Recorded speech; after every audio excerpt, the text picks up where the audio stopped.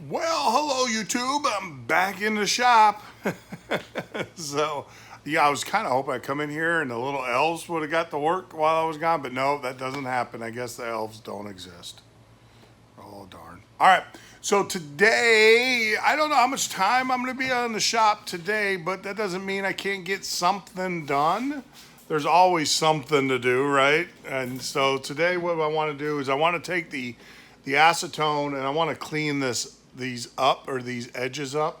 So I'll get that done today for sure. Get all of this stuff done, and probably pre-drill. I'm gonna use the drill bit and hand do it. You're not supposed to take any. You're not supposed to drill with a drill here. So you do it by hand to open these back up, and then I'll probably mark.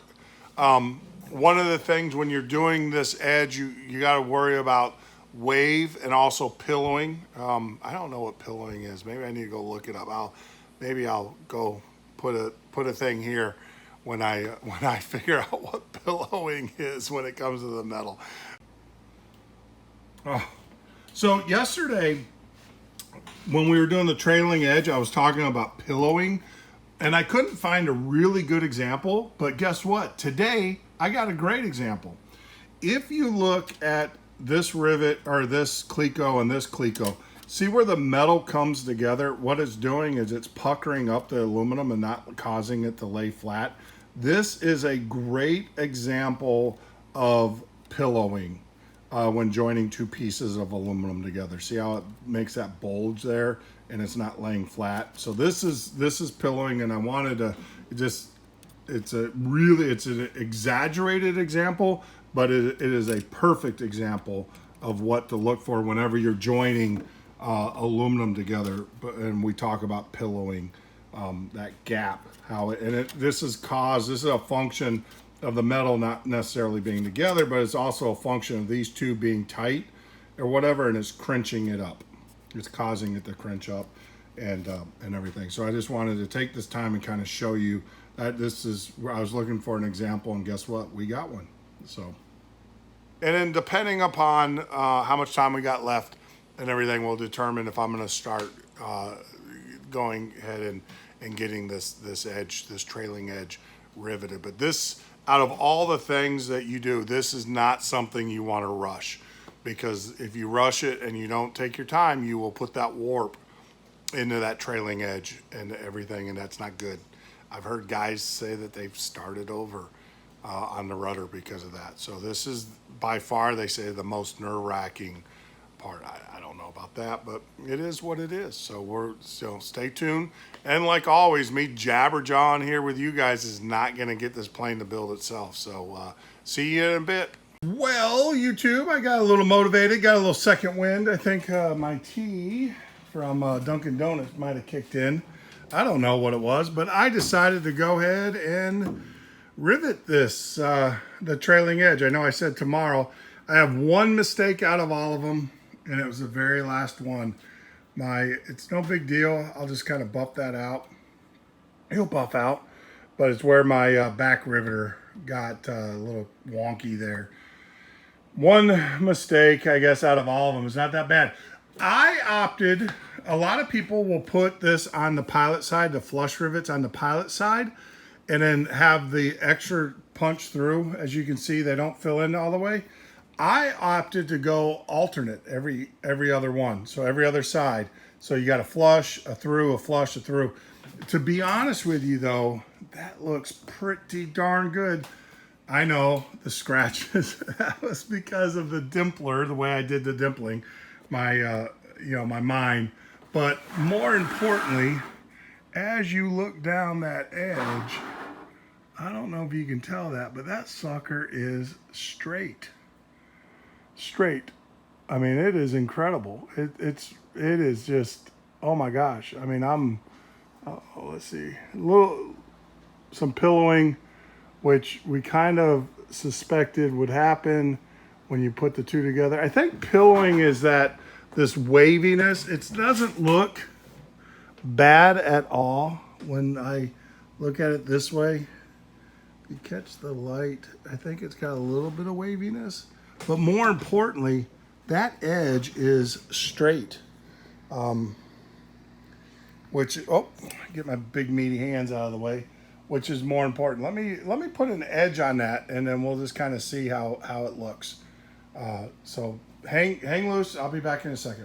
I don't know how I can show this to you except like this. I mean, I can tell you that edge is flat. I mean, we could go this way, and look at there. There's no sunlight. There's actually sunlight up here than on that edge. So that is pretty, just a tad. Nothing to throw it in the scrap pile. Look, I'm happy with it. I guess that's all that matters, right? Well, the inspectors, but I don't think they really look at that. I mean, it doesn't look wonky. I think I understand what pillowing is now.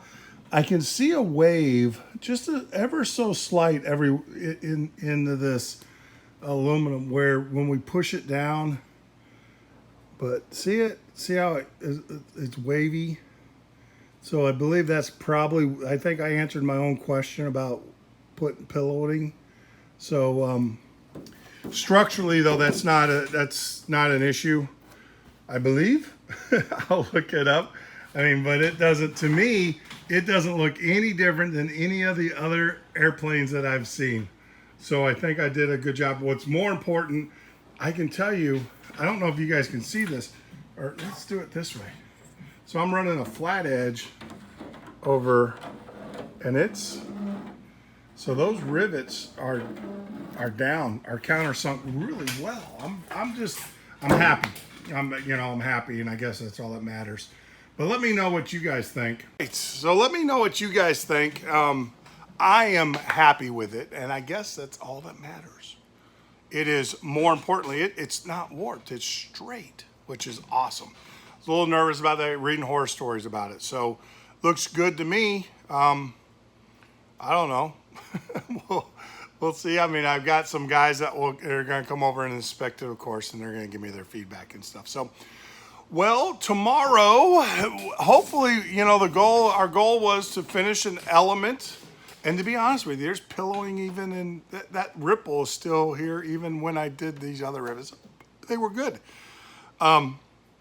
So tomorrow, what we're going to do is we're going to roll this outside edge here. So we're going to enclose this by rolling it over a piece of metal. Let me see if I can get in there, get the angle for you guys, so you guys can see how it's flat now. We got to roll this. We don't want to bend it like this because it'll put a crease or a stress on here. So we take a 1.25 inch outer diameter pipe. We tape it on here. You guys will see it tomorrow. We're going to roll these edges, and we're going to then rivet this together. And then the last piece that we're going to do is way up here, which is the, we'll roll it around, is put the counterweight, and I'll show you guys that in the instructions. But other than that, man, it has been a very productive day here in the shop. I am very, very happy with the work that I got done today. I was just going to come in and clean the goop off and stuff, but I decided, heck, I was here, had some time, let's go ahead and get it done and get us back on schedule. So I'm really, really, really happy. So you guys know, I want to go over this again. So what I did is on every other hole I put a rivet in. I used my squeezer to squeeze it to set it.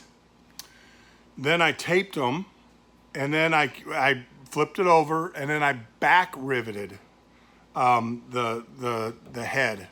And the head is not the flat part. The head is the part that sticks through. So I back riveted those using the back riveting on my pneumatic. And then I just repeated the process, filled it back in, the other side, squeezed it, taped it to protect the metal, and then I ran it through did a back rivet on it. So turned out great. I am really, really, really happy. I can tell you, I don't want to, I've seen other leading edges on other RVs, and I can tell you, I like this a lot better.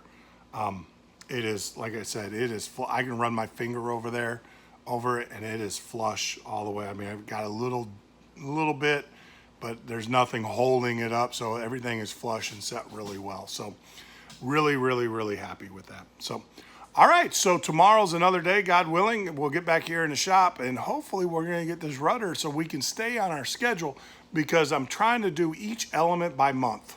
And we're getting to the end of the month. We got about 3 more days, I think. 3 or 4 more days to the end of the month. And so we are still on schedule. I know that counterweight at the top of the rudder is somewhat of a, I don't want to say chore, but a lot of people, there's a lot of complexity there and everything. So that might take a little bit longer, but we want to stay on schedule.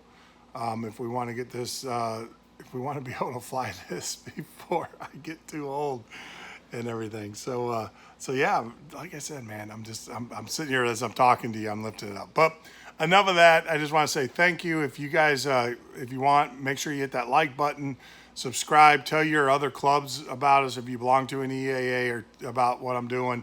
You know, the more the merrier, because like I said, I rely on some of the advice that you guys give me and some of the guidance as well. I can't tell you how important that is to me. This is the first airplane. You know, this is the first one I built from ground up. This is the first airplane I built, period, not from ground up, period. So so it's very important to get that feedback, that constructive criticism. And like always, you can leave a comment.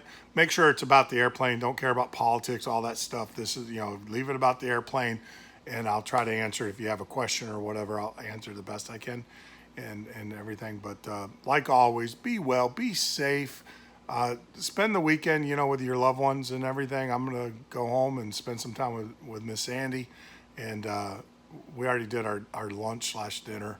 So I think we're going to sit around and be bumps on the log and watch our show. I still got to get the name of that show. So it's on Netflix. I'll share with you. But be well, be safe. And like always, God bless you.